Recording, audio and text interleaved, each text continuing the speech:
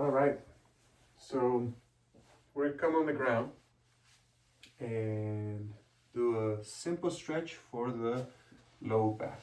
So when we have hyperextension on the lumbar spine or any pressure on that side, what we want to do is flex the hips. So in this case, I'm flexing the hips. If I set my feet and my legs over a chair, my hips are naturally on a flex position. This is not full flexion, it's moving towards full flexion. If I wanted to extend, I'll be lifting the hips and pressing the hips forward. So this would be extension, this would be flexion. In this case here, we have passive flexion, meaning there's no muscles that I have to use to be in this position. I can be pretty comfortable here, and naturally my hips are in a flex position. If I want to create strength in my hip flexors, then what I have to do is bring the feet off the ground. This is easier. If I was to stretch my legs all the way forward, this would be harder.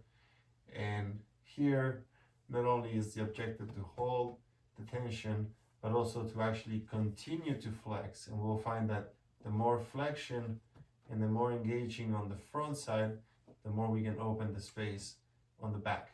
If that feels like too much holding, you can just rest the legs, take a few breaths, and then have the feet off the ground or off the chair in this case again, right? You can obviously do this as well with the feet on the ground like that, so, but you wouldn't get the same benefit of passively resting on a flex position. Okay, from here, we're gonna talk about walking. And the idea of walking here is that when we walk, ideally, we want our hips to be slightly behind our feet. We don't want to be walking with our hips forward like this, because then we're dumping into our back, and that's where the compression, right? Again, here's the flexion, here's the extension. So in extension, we find that pinching on a hyperextended spine. So we still want to keep the hips back, but in this case, we will also engage the paraspinal muscles. So what we have to do is keep the hips back while tucking the tailbone a little bit, just enough to find that sweet spot so the nerves have enough space. But the upper body can be upright, ideally, right? Me bringing my torso up does not necessarily need to translate to my hips going forward, or me bringing my torso up does not mean that I have to also extend my hips and lift my tailbone up. I can keep my chest up with the tailbone tucked. The other thing we want to do is keep the feet straight, ideally.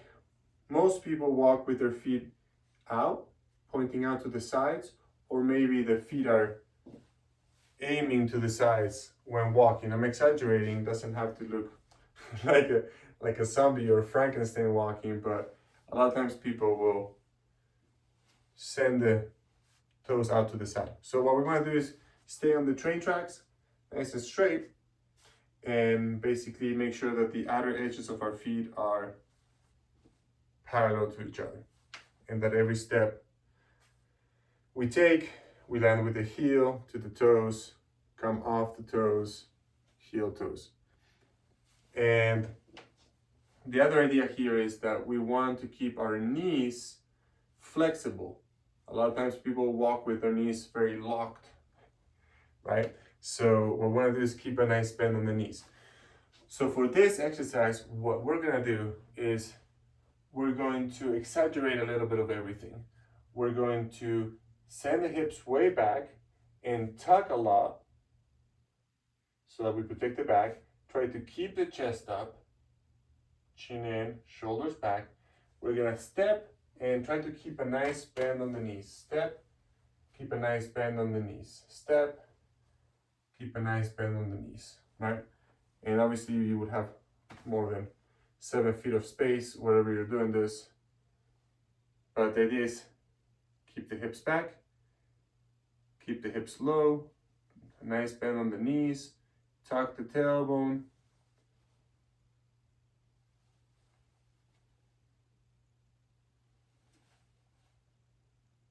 Okay? If for any reason that still aggravates your back, what you can do is come into this position here where you can, again, let your hips bend or flex. Support your torso with your hands so the paraspinals don't have to do any work.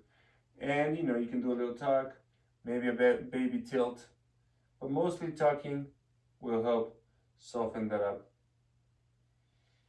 even if it's just a little bit. All right, try that out.